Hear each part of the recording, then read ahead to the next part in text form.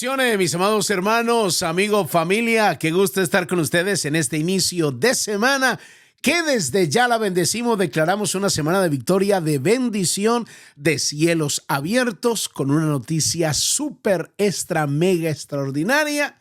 Usted y yo, aleluya, amanecimos vivos. Bendito y adorado sea nuestro Dios. Creo que tenemos razones suficientes del por qué adorarlo, del por qué bendecir su nombre. Te invito a que lo hagamos, Padre amado. Te damos muchas gracias por el honor y el privilegio que tú nos concedes de declarar una verdad que tu palabra dice en Lamentaciones 3:22.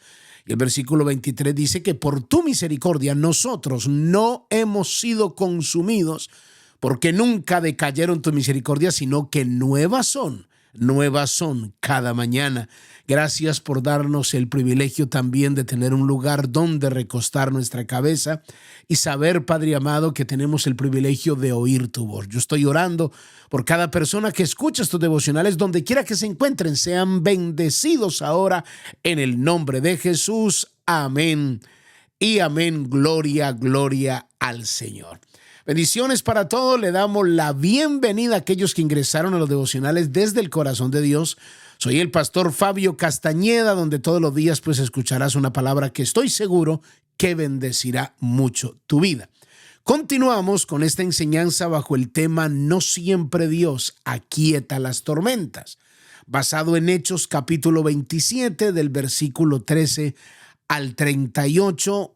Ya lo leímos la primera vez, lo invito a que usted lo haga, lo lea, porque estamos usando esta historia que vivió el apóstol Pablo cuando iba preso hacia Roma, y la escritura habla que habían 276 personas o 276 presos, incluyendo al apóstol Pablo y a todos los que estaban ahí, o a todos los tripulantes más bien, incluyendo los presos y todos los que manejaban y hacían funcionar esta nave, pero fueron enfrentados por una tormenta llamada Euroclidón, que la Biblia da detalles, como estoy parafraseando toda la historia.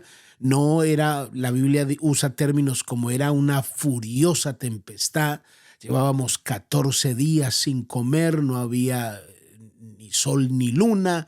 O sea, es decir, no había nada que nos pudiese alumbrar, tuvimos que tirar todos los aparejos, muchas de las cosas tuvimos que botar como para alivianar la nave. O sea, vivir una situación muy difícil, y lo tremendo es que ahí va un hijo de Dios, y seguramente quizás algunos otros, pero la Biblia hace referencia al apóstol Pablo, y es muy revelador, les mostraba y les explicaba que a veces hay cosas que pueden parecer injustas, pero hay algo que debemos aprender, que todos aquellos que hemos decidido vivir para Dios, nos guste o no, vamos a tener que enfrentar tempestades. Vamos a tener que enfrentar tormentas en nuestra vida. De hecho, tú puedes decir, ay, pastor, no me diga eso, porque yo ya, o sea, no es que las voy a enfrentar, las estoy viviendo. Ahora mismo estoy viviendo una tormenta terrible. Entonces, si lo estás viviendo, entonces esta es la palabra precisa para ti. Es un mensaje directamente de parte de Dios que conoce tu situación. De pronto usted de los que dicen, a Dios gracias, yo no. En mi hogar estoy bien, en mi trabajo estoy bien, buena relación, no tengo ningún problema. Pues prepárate, porque a lo mejor no va a ser hoy, quizás va a ser mañana, pero de que vas a pasar por tormentas, eso es inevitable. Vas a pasar. Y lo tremendo es que en medio de esas tormentas nos hacemos un sinnúmero de preguntas, porque a veces vivimos pensando que no, es muy importante. O sea, nosotros no programamos desgracias, ni el Señor tampoco, ni no las queremos, pero la Biblia dice que vendrán, nos guste o no vendrán. Y lo tremendo es que cuando vienen, entonces ahí surgen las preguntas que vienen a la vida de cada uno de aquellos que la hemos enfrentado. Preguntas tales como, si yo decidí vivir para Dios. Y esto lo está enfrentando ahora de pronto quizás personas nuevas, los que llevamos ya un buen tiempo en el evangelio, veteranos en la vida cristiana. Ya lo conocemos y sabemos que habrán muchos altibajos, habrán muchos desafíos, pero aquellos que apenas están comenzando en la vida cristiana y a lo mejor pensó que todo era color de rosa, y están confundidos, pero o sea, yo decidí entregar mi vida al Señor y decidí vivir para Dios y cambiar mi vida completamente, pero porque estoy enfrentando todos estos problemas. Y a mí me dijeron y me predicaron el evangelio diciendo que cuando me convirtiera a Cristo los problemas iban a acabar. Pues te tengo una noticia, excelente porque fuiste a la iglesia, pero esa no fue la manera correcta de haberte presentado el evangelio. Porque es que en la vida cristiana se van a presentar problemas, pero como dice la Biblia, por contienda o por pretexto, Cristo es anunciado. Lograste vivir para Dios, entregar tu vida a Cristo y excelente a quienes de alguna manera te lo anunciaron, correcto o incorrectamente, pero te anunciaron el evangelio y lo entendiste. Pero entonces Dios te está dando esta palabra para decirte, el hecho de que tú hayas abrazado la vida cristiana no significa que vas a estar exento de problemas. Hay tormentas que Dios va a aquietar y hay tormentas que no va a aquietar, que te va a ayudar a cruzarlas y te voy a ir explicando por qué. Entonces siguen las preguntas. Hay muchas cosas que suceden en la vida que la gente dice, pero es que, pastor, a mí me parece que lo que yo estoy viviendo es injusto. Yo he hecho todas las cosas bien y hay cosas que son injustas. Te acabé de contar y mostrar bíblicamente en el día de ayer. Pablo fue un gran hombre de Dios y le mocharon la cabeza. Eso me parece muy injusto. Tantos años, aquí mismo en esta historia, estaba como un preso. Pero en la manera como está hablando él, entonces tenía convicciones extremadamente claras para poder enfrentar el problema con gallardía, con valor, con fuerza, con carácter, sin demeritarle el esfuerzo, sin atribuir propósitos a Dios, sin pensar que Dios lo está castigando. No, era una persona que estaba consciente de que en la vida cristiana se enfrentan muchos problemas y mucho más aquellos que decidimos vivir para Dios, nos echamos enemigos gratuitos. ¿Por qué? Porque mucha gente que está a tu alrededor, incluyendo amigos, incluyendo familiares, no van a estar de acuerdo con la decisión que tomaste.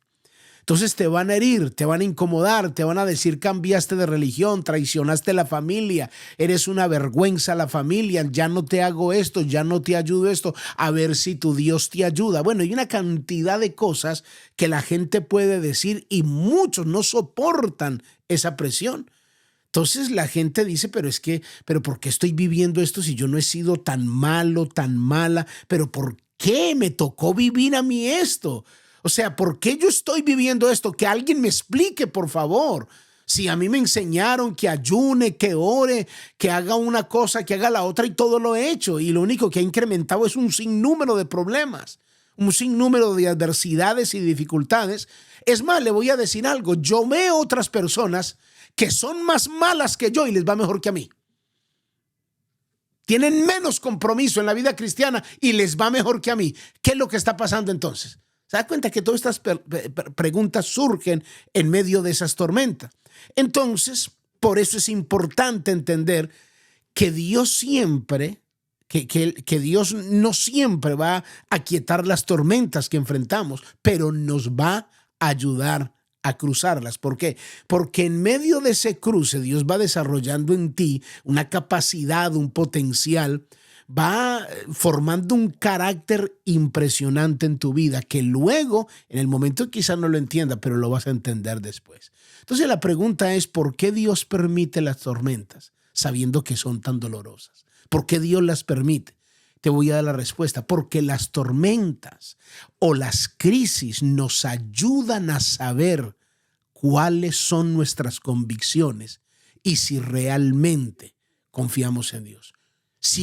Cuánto realmente es lo que nosotros confiamos en nuestro Dios.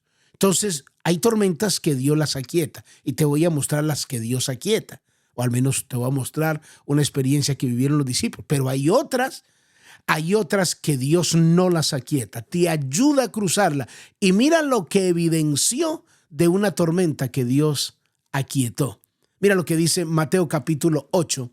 Versículo 23 dice, y entrando él en el mar, en la barca, sus discípulos, estoy leyendo Mateo 8 del 23 al 27, y entrando él en la barca, sus discípulos le siguieron. Y aquí se levantó en el mar una tempestad tan grande que las olas cubrían la barca. Entonces, note, a mí me gusta mucho hacer énfasis en los términos de impresión, de situación que la Biblia nos da, los detalles. Cuando la Biblia dice, se levantó una tempestad tan grande, y yo aquí que vivo en Houston, los que vivimos en Houston y Pasadena y lugares así cerca, aquí experimentamos, o Texas, vienen muchas tormentas. Y cuando comienzan las autoridades a anunciar, la gente se atemoriza, nos preparamos, hay que ponerle madera a las ventanas o otro material. O sea, entonces todo eso incomoda, todo eso genera miedo, todo eso genera inseguridad. La gente piensa, mi casa, ¿cómo será? Entonces todas esas cosas, entonces una tempestad tan grande en medio del mar. Y esto es solamente que huye, la gente acostumbra a irse para otro lugar donde no está viniendo la tormenta. Pero aquí los discípulos están en medio de una tormenta, de una tempestad tan grande. O sea, cuando la Biblia hace énfasis así, o sea, no son tres goteritas. Era tan grande que las olas cubrían la barca. Las olas cubrían la barca, pero Jesús dormía. Uno puede decir, pero ¿cómo puede Jesús estar durmiendo en medio de estas tormentas, en medio de esta crisis?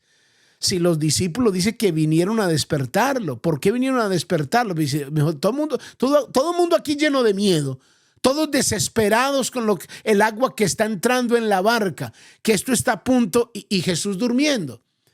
Entonces los discípulos vienen a desesperarlo diciendo, Señor, pero sálvanos que perecemos, o sea, haz algo porque perecemos, porque mira la crisis, mira esta tormenta tan grande, mira esta situación. Ahora, note la respuesta que Jesús les dio.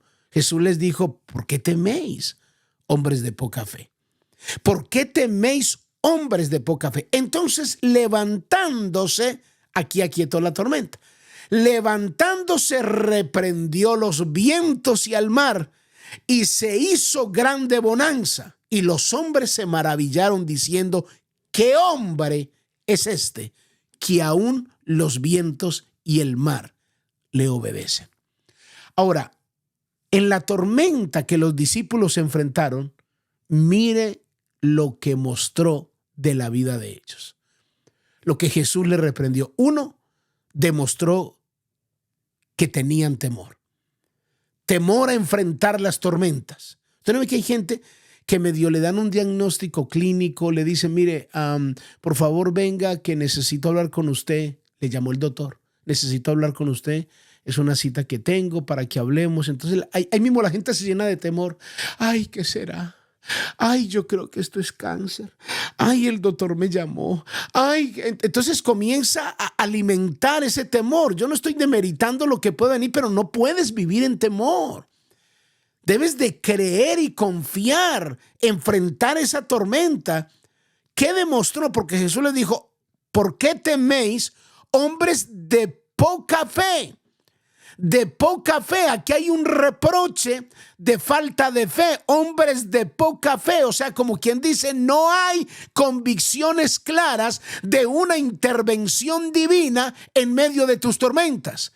Es más, crees más a lo que la tormenta puede hacer en ti que la misma palabra de Dios y en la misma intervención de Dios, porque tienes tan poca fe que no te atreves a decir, aunque estoy viviendo esta tormenta, pero yo creo, yo confío en un Dios que sana, que liberta, que transforma, que cambia las crisis y puede cambiar esa tormenta y puede acallar esa tormenta. Yo creo, sé que es difícil, porque yo también he vivido esas tormentas, pero Dios nos está diciendo qué es lo que tenemos que hacer.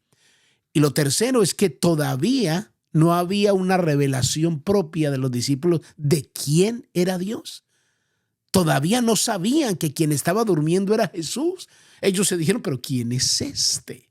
¿Quién es este hombre que aún el viento y el mar le obedecen? Te invito a que medites en esta palabra y mañana continuemos. Padre, yo te doy gracias por tu palabra. En el nombre de Jesús, amén y amén. Muy bien, mis amados hermanos, amigos, familia, cuídense mucho. Bendiciones. Bye bye.